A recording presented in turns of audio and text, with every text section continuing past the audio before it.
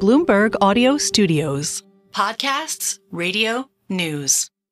Taoiseach Harris, welcome to Bloomberg. Thank you so much, Manus. You've been in the job 6 months. You're flying high in the polls. Fine Gael's romping at home. What is cutting through for you as Taoiseach? Well, I'm always very conscious that opinion polls come and go and can change on a dime. So politicians pretend they ignore them. That's not quite true, but I know they can. I know they can quickly change. Look, I'm trying to bring an energy and an enthusiasm to the job of Taoiseach and indeed to the challenges that our country faces. I'm trying to bring a fresh approach to some major issues we're facing in the Irish economy around delivery of infrastructure, around issues around childcare, and also, I suppose, trying to speak up and speak out on behalf of the values that we hold dear in Ireland in terms of a number of geopolitical conflicts around the world. So certainly giving the job my all, but it's early days. The question in everybody's mind, if you are doing as well in the polls and the party is doing as well in the polls, is there pressure from the backbenchers to call an election this side of Christmas? Well, there's always interest amongst politicians and media folk as to when you're going to have the next general election. The general election has to take place by the 22nd of May. I'm in a three-party coalition. The government is working well. I want the government to end well. And the timing of the election is my constitutional prerogative, but I want to do it in a manner that works. We have a budget next week. I want to set some new housing targets as to how we really ramp up housing supply in Ireland over the next 5 years, and also want to pass a number of key pieces of legislation. So we've plenty to do in the days and weeks ahead. Well, let me just press you on that. Sure. What would you're riding high in the polls. You've got a surplus of a budget, a cracking amount of money to spend. What is it that would stop you from calling this election in 2024? So it's more about deciding and arriving at the best and most appropriate time when you can honestly say this government has done its work and now is the time to have the election. I've consistently said I want the government to go full term, and in due course with colleagues I'll identify when that best moment is. Would November constitute full term for you? I'm not planning an election then. Okay. But thank you for asking. Okay, well, we'll wait to see. I mean, you're going to the White House in October. You will meet with Joe Biden.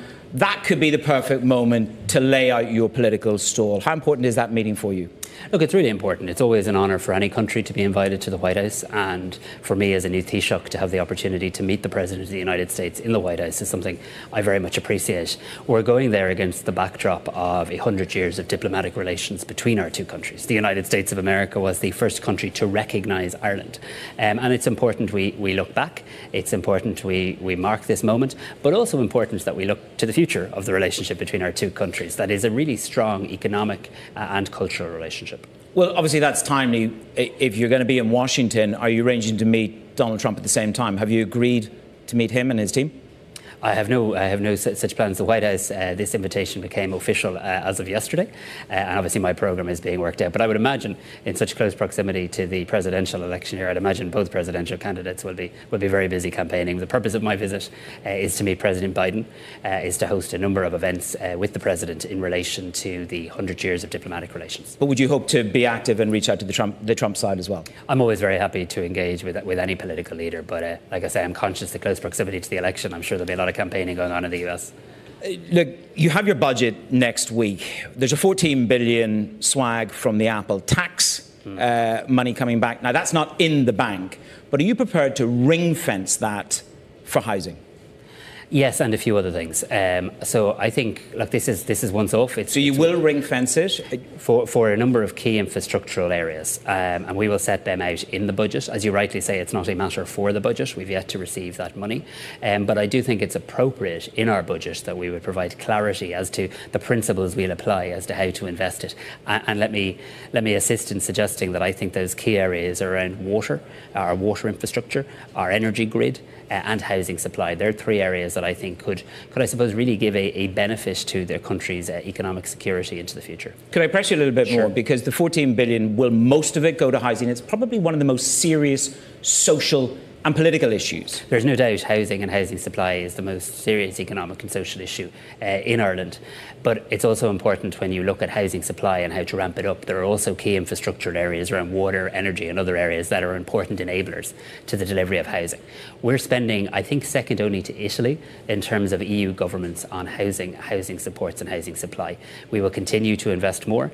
And as you say, already leaving Apple money aside, we're already in a position where we are delivering budget surpluses. skills. So investment is not just the key issue here. It's also how do we make sure we can deliver projects and deliver housing more speedily and at scale. We've set up a new land development agency to assist with that, to assist with utilising public land. We're also reforming our planning laws through our Oireachtas, through our Parliament currently. So investment's absolutely important in relation to housing. There will be more, and I think Apple is an appropriate source of funding for housing, water and energy. But alongside that, government needs to pull other policy levers to more quickly deliver housing too. And that sounds a lot of deregulation. That's where you're really going to push? No, it's more around making sure that our planning system is time efficient, is well resourced and is sizable enough to deal with the scale, and also zoning appropriate levels of land. Taoiseach, you're here in the United States of America. There's a huge US presence in Ireland. Tech and pharma are the dominant. How do you keep Ireland as the destination for big US tech in Europe? So by continuing to do what we did, plus acknowledging the need to continue to invest now in education skills and our universities. We now have a dedicated Department of Higher Education, Research and Innovation, recognising that when companies want to locate somewhere, talent, access to talent and collaboration is so important. But also continuing, I think, to provide that consistent approach in terms of business and industry policy. And I think saying to people in the United States, saying to investors in the United States that we can truthfully be that bridge to the EU, the only English-speaking country in the European Union. And that, respectfully, for as long as I have left Ireland in 1989, that is the same story of every Taoiseach. It's education, it's availability to education. But you are possibly going to face a Trump presidency who's made it very clear he'll give potentially tax breaks to bring it home, bring production home here, bring manufacturing home here to the United States of America. How are you preparing for that kind of headwind? Well, being honest, and I don't want to get myself involved in American presidential politics, but being honest, we as a country and as an economy and successive governments have dealt with a whole variety of US administrations over the years, and it's their right to pursue whatever policies they want. But against that backdrop, throughout the decades and the last Trump presidency, we still managed to grow investment, grow our ties, grow our jobs. So I'm conscious of what people say during campaigns, but I'm also very proud of the records that we have and the offering that we have for people who want to do business in Ireland. And my message to them is that I hear them when they say we need to invest more in our infrastructure, we need to invest more in our energy grid, and we need to continue to invest in skills and education.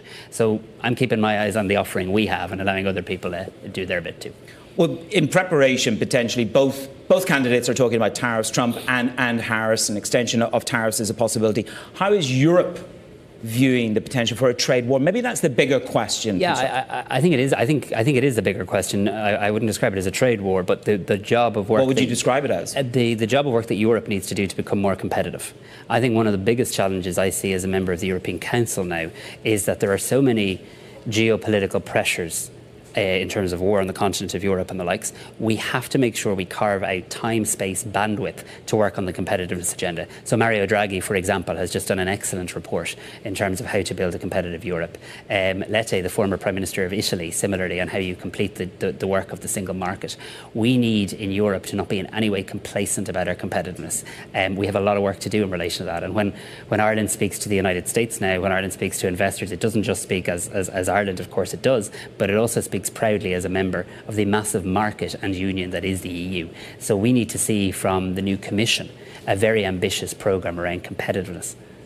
You've talked about infrastructure and energy. How actively as Taoiseach, are you engaged with big tech, big American tech, the big players who are present along with big pharma in Ireland on their energy needs? So I obviously, through the appropriate fora, have opportunities to hear their voices through business representative groups, through our own trade and investment agencies, IDA Ireland, Enterprise Ireland, and others. And I am acutely aware. Are you speaking to them one-to-one yourself? I don't think I've directly met with many. So, but I'm very much open to doing so. Our Minister for Enterprise generally does that for government. But I hosted a competitiveness summit in government buildings about 2 or 3 weeks ago, where we had all of our state agencies, and the feedback we're getting is that Ireland is doing well. Europe is doing well. Ireland is doing well in Europe relative to competitiveness, but there's no room for complacency at all. And I'm conscious the decisions we decide to take as a government in the next year, 2 years, 3 years will have a profound effect on the support and well-being of the Irish economy into the future. Taoiseach, you're here for UNGA. You have peacekeeping forces at the border between Israel and Lebanon. This war is escalating day by day with Hezbollah. What is your sense of what it takes to de-escalate? Everybody has a view. What is yours? So I'm really concerned about this. I had a very good meeting with the Secretary General of the United Nations, Antonio Guterres, on this situation. And we were meant to be meeting at the UN General Assembly against a backdrop of the world applying pressure to de-escalate. And instead, on an almost hourly basis, we have seen escalation. And the situation now in Lebanon is extraordinarily dangerous. I have been situationally briefed on where the UN views things and where UNIFIL views things. And our peacekeepers are safe, but we continue to monitor this. But being very honest, Manus, and it's a depressing thing to have to say, I don't believe the world collectively is doing enough to bring about the environment for de-escalation. But you've said yourself, Taoiseach, that the EU needs to draw upon more levers. Yes. What are those levers that the EU can pull as opposed to what the Americans have been trying to do? So let me just be really clear so my comments aren't misunderstood. Israel has an absolute right to live in peace and security. The horrific terrorist attack that Israel encountered should never just be brushed over. This was a horrific terrorist attack. The hostages need to all be released.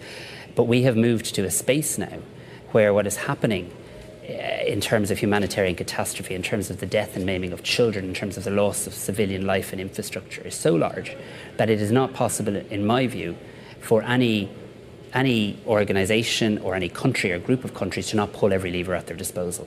And we do have an EU-Israel association agreement around trade that does have human rights clauses in it, and I think we should be speaking to Israel saying you need to de-escalate, or we need to look at areas like this. We don't do that to be hostile. We do it to be helpful to create the environment for a ceasefire, because this current situation cannot continue. Aid is not getting in. I met the King of Jordan on this matter.